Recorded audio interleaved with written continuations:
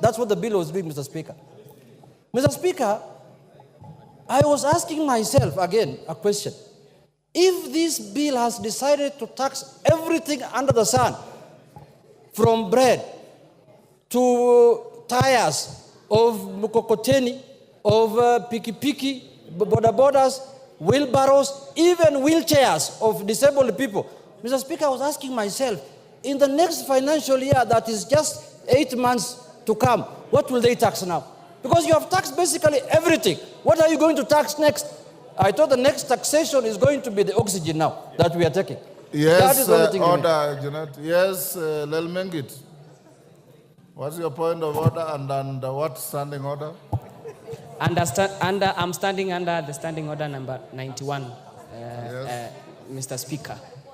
I want Honorable Junet to substantiate that we are only putting levies on imported assembled motorcycles, not locally assembled and not locally manufactured, so that the Kenyans out there can know, can know the truth, Mr. Speaker. Thank you.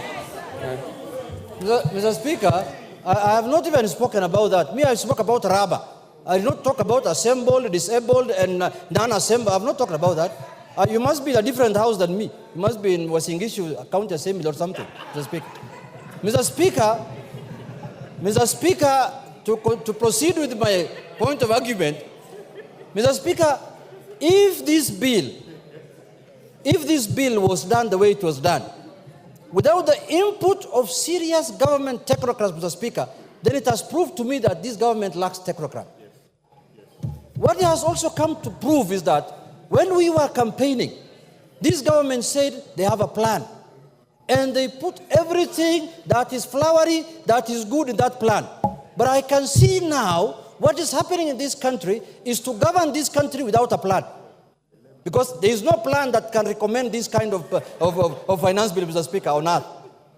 It is a process now. The process now the government or the regime has entered is to govern without a plan. And I think the people who have been entrusted to develop these bills, to bring it here, those people really want to bring down this government. And it is coming down slowly. And so, I mean too fast. Mr. Speaker, you cannot, I want to tell my colleagues and members of parliament here, where the rubber meets the road is this house. The bill can be manufactured anywhere. It can be manufactured inside a bar, inside a hotel, inside your home, but in the end, it has to be passed here. And that is why they say there is no taxation without representation. Now, it is us, members of parliament, who will be held responsible for taxing Kenyans, not the authors of the bill. Those people, they will be found nowhere. The people whose the question will be put to them, as many of that opinion say aye, as many of that opinion say nay, it is us. Today, we have an opportunity to stand with the people of Kenya, to defend the people who elected us. Today, against harsh taxation, against imposing taxation that is going to make them, Mr. Speaker, you are taxing bread, the stomach of someone. You are taxing rubber, the mobility of someone. You are taxing money transfer and money services. People cannot afford anything to buy because the money will be expensive. What else has remained other than death now? Somebody just has to die now. Nothing else has remained. But Mr. Speaker, I want to say this. Taxation must be, we know the general principles of taxation, Mr. Speaker. The general principles of taxations are known. Myself, I've interacted with the finance bill now for the 11th or 12th time, Mr. Speaker. The tax must be equitable, must be simple, must be efficient. Now, we are, before last financial year and the other year, we were discussing, for example, I-tax. Now, today, we are coming with E-teams. Tomorrow, we shall come with K-tax. Mr. Speaker, how many times are we going to change the process of taxation in this country? We are discussing here economic growth. You want to tell me this kind of bill will enhance economic growth in this country? Is that what you're telling Kenyans? Mr. Speaker, let me say this. Yes, Honorable Junet, let's appoint the order from Kamket. Under what standing order? Mr. Speaker, I rise under standing order number 176. And Mr. Speaker, Mr. Speaker, just a moment. The Honorable Junet has spoken very vehemently against the bill.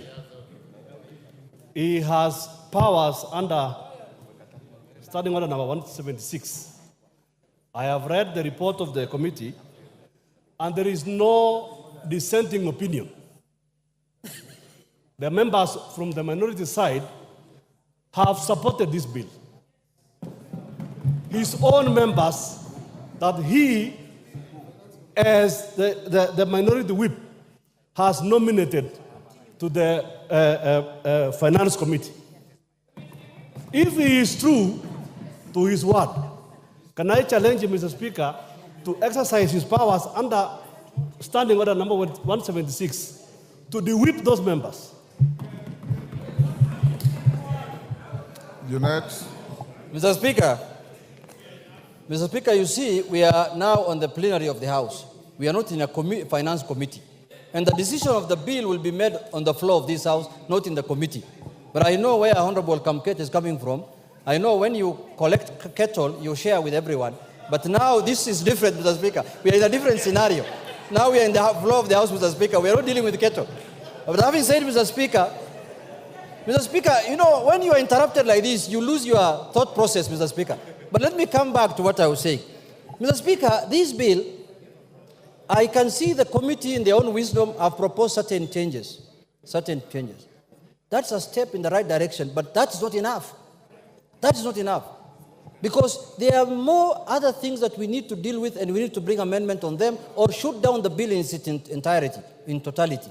Mr. Speaker, let us be sensitive to the people of Kenya. Now I've lost my time. I can see I'm being told your time is up. Let us be sensitive to the people of Kenya.